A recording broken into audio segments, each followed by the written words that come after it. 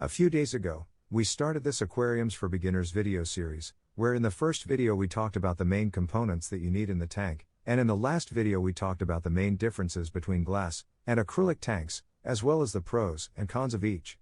Today we will be covering the tank size, how to stock your fish, and where to place your tank.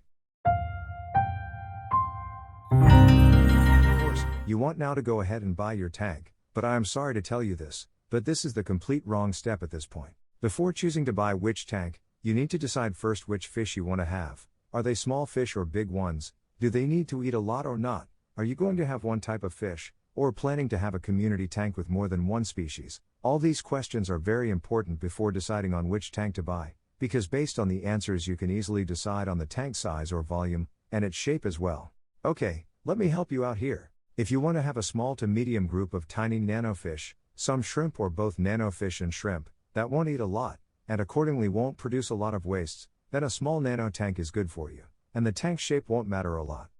While, if you want to have a group of cichlids, whether African or American cichlids, then we are talking here about big or even huge tanks. We are talking here about something in the range of 50, 60 or even 70 gallons of water at least, and the shape of the tank matters a lot, because cichlids like to swim in open water, so the chosen tank must be at least 50 or 60 inch in length. What about where the fish likes to swim? Some fish are bottom dwellers, where they love to swim at the bottom. Some like to swim in the middle of the tank, while others are top dwellers, that will swim at the top of the tank. So based on the place where the fish like to swim, you can decide on important things, like the shape of the tank and its dimensions, whether it will be a long and shallow tank, or even a vertical one.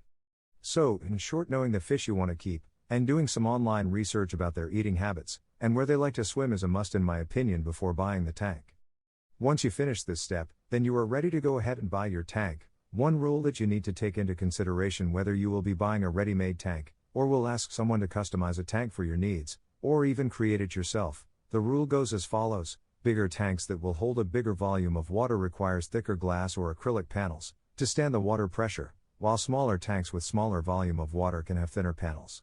In my opinion, tanks less than 10 gallons of water can have a panel thickness of 2 or 3 inches. Tanks less than 20 gallons of water can have a panel thickness of 3 or 4 inches. Tanks less than 30 gallons of water can have a panel thickness of 4 or 5 inches, and tanks more than 30 gallons of water will need a panel thickness not less than 5 inches. Of course, in choosing the thickness it is much better to use a standard, and that's why I left for you in the comments a link to Aqua Design Amano standard that you can use as your reference. Just note that the thicker the panels the better it will handle the pressure, and to be on the safe side is better than to regret afterwards, as long as the place you will put your tank can hold its weight.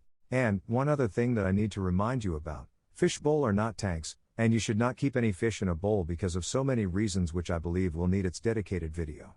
Finally, and before going to the next topic, if you research online, you will probably find many videos and websites talking about the 1 gallon of water per 1 inch of fish rule, where this rule suggests that if you have a 10-gallon tank, then you can keep fish with a total length of 10 inch, which can be 5 fish with 2 inch each or 10 fish with 1 inch each, and frankly this is completely wrong. Let's take for example 2 fish, both are 5 inch in length, but one of them is chunky than the other one, for example an Oscar fish versus an angelfish. How come that both based on this rule needs a 5 gallon of water? Actually a 5-gallon tank won't be enough for the Oscar nor for the angel. Then how we can decide on how many fish to keep in the tank?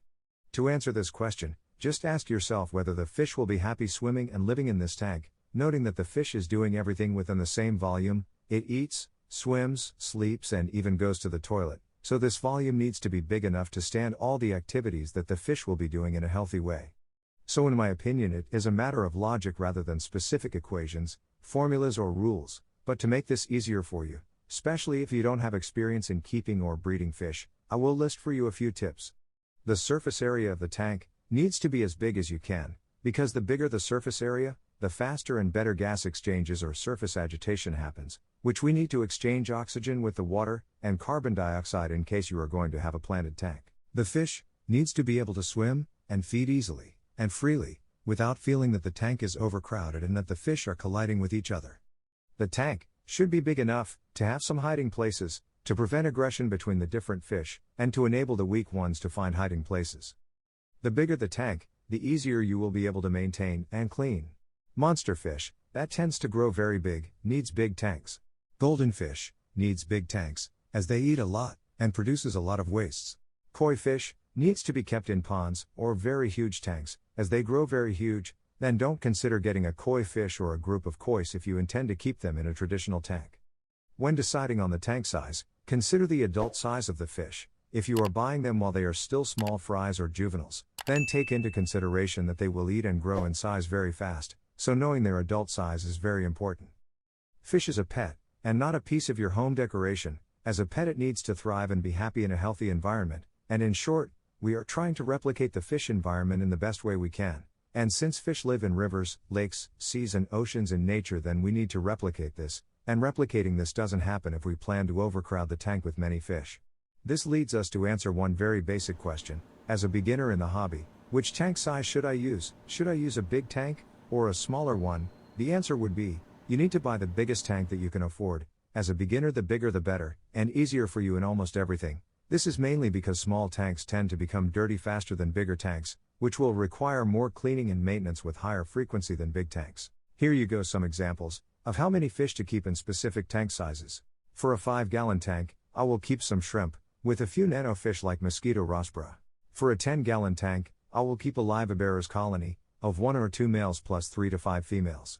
For a 20-gallon tank, I will keep a tetra school of up to 6 to 12 fish, plus a few fish from the cleanup crew, like cory catfish and otocinclus.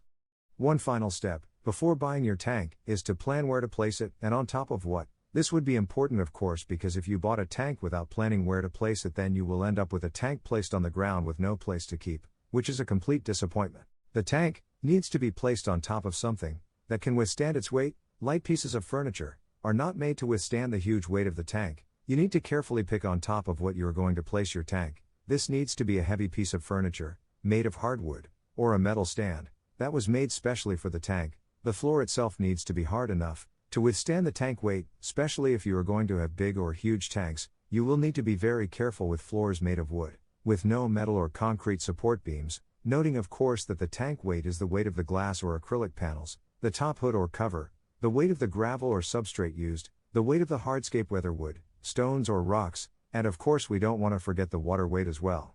Leveling the tank is also very important. An unleveled tank will cause water pressure on one panel to be more than the rest of the panels, which may cause it to break and leak water. The aquarium tank location itself is very important. You want to choose a place away from wind, dust, chemical sprays, sunlight, smoke or external heat sources.